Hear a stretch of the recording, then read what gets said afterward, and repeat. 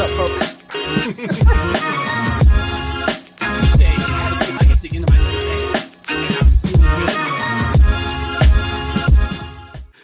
Welcome, the rest of you, to the Kevin and Michael Show, aka Marketing for Coaches, aka we actually do have some value to provide to you, even though we have a whole lot of fun doing it.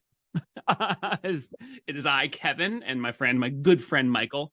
And today he wants to team me up with a topic about something that both of us having podcasts with, you're getting close to 100 coaches that you've interviewed.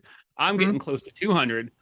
Both of us have discovered certain truths about coaches, and you're going to team me up with one of the ones that we've discovered firsthand. All right, so this is a great one. Every coach seems to have certain values and principles in common, right? There's every coach that I talk to, and I'm guessing every coach that you talk to as well.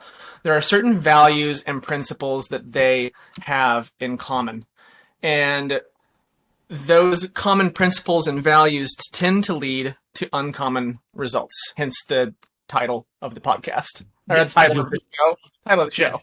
Title of the episode. You'll see that right down below. But right there. It was the most distinct way I could find to describe what has proven to be just universally true for me in my experience with coaches. It is a broad and ever broadening, a large and ever growing community of coaches. And quite frankly, everyone I've talked to does have a unique story. They have got their like superhero origin story, is how I jokingly ask them about it, how they got their coaching powers, how they, a key mentor at the right moments, at the right words at the right time, or how they had this other job and they kind of moved into a certain coaching role. There's all sorts of different origin stories that are unique to each coach and inform their unique approach to how they coach, how they go about their business, and also who they coach.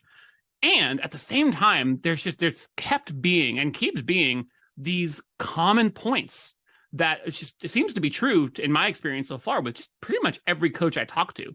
One of them is a desire to give back. Basically, they arrived at a point, whatever that point happens to be, where they've achieved a form of success, come to understand something about the way they work, about the way the world works, the way a certain industry or field works, something like that.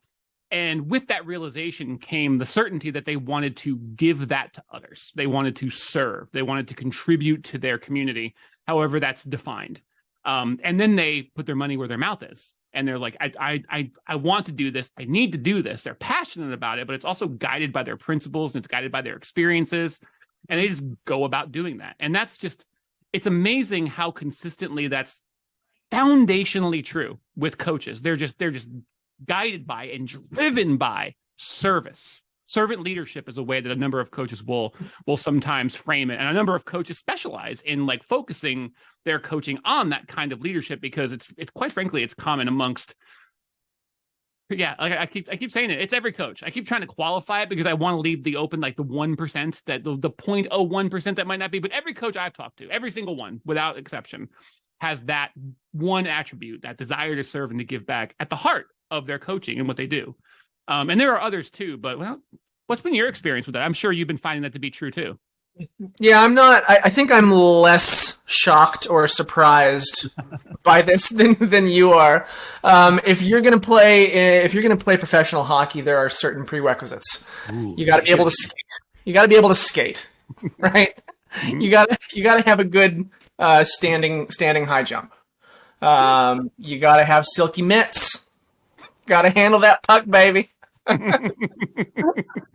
those of you who might not know, Michael has vast semi-pro amateur experience as a hockey player. He's not just PlayStation hockey, not just video game hockey, on the ice, scoring goals, finishing his checks. Oh yeah. So anyways, circling back to the topic at hand, coaching, I think that there are prerequisites to being, did I pronounce that right, or did I pronounce that like Baba Walters? I heard an extra W in there and I loved it. Right? Okay, I wasn't sure.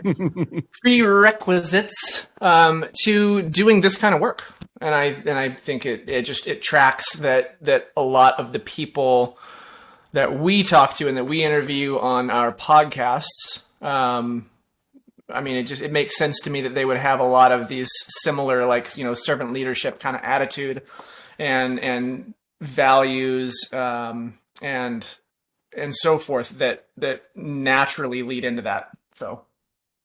Yeah, it's kind of like at first it was surprise, like genuine, like I can't believe this is just true all the time. And it eventually very quickly evolved into amazed but not surprised, almost like the positive inverse of that. I'm disappointed, but I'm not surprised sort of meme that goes around the internet whenever something, ridiculous happens. I'm just consistently amazed that this keeps being true, and amazed at the ways that it manifests in these coaches' lives and the way they carry themselves and the way that they share their stories and the way they talk and think and act.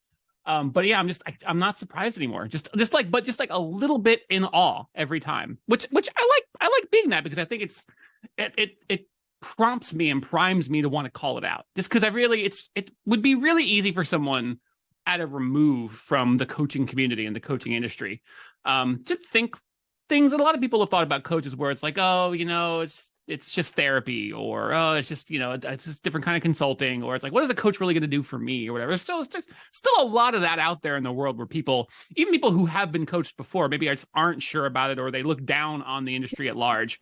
And that's one thing that really, like, that flipped almost immediately as I got exposed to more and more coaches, is how much the coaching community has to offer people. That's one of the reasons why I love doing the podcast so much, is that I really want people to be able to see what coaching conversations are like, and what good coaching can look like, and what it can expose you to, and the way that it can guide you to all the things that you want in the world. I find it, again, consistently amazing and also unsurprising.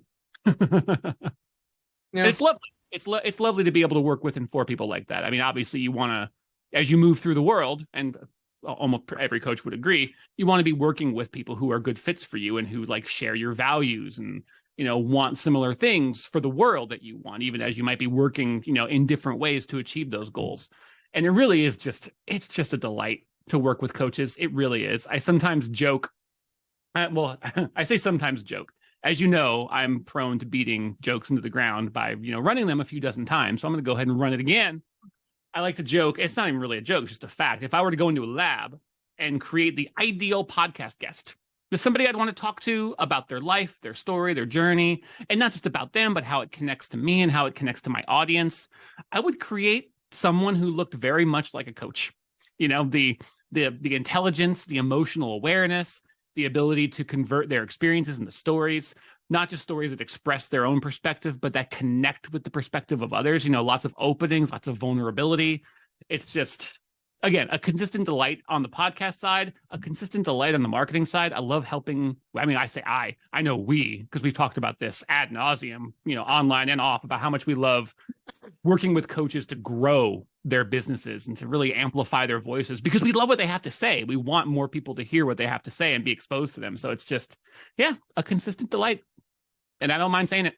We've talked about this on The Remarkable Coach a number of times. I don't know if you've talked about this on Conversations with Coaches at all, but one of the kind of driving forces, I think, of us at Boxer is the idea. So we're a marketing agency, and as a marketing agency, there's not really, you got to really be OCD, obsessed, excited about marketing, right? To like be really excited about your job.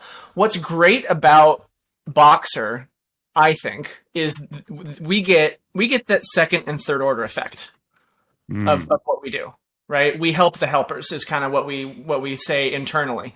Is that we help the helpers. So as a marketing agency, again, there's so much change that you can affect in the world, but if we can get our clients, more exposure, right? More reach in social media, more engagement on social media. So we're spreading that, let's call it integrity. We're spreading that integrity further than it would otherwise go, right? So we get that kind of second and third order effect that for us, for you and me, for Lily, for Umad, for Gigi. We've talked about this in meetings before. This is the stuff that we get actually excited about, and that kind of drives us to go, right? Because I mean, marketing is interesting, and it's problem solving, but it's not really, let's call it a spiritual motivator, right? You don't get up in the morning excited about marketing.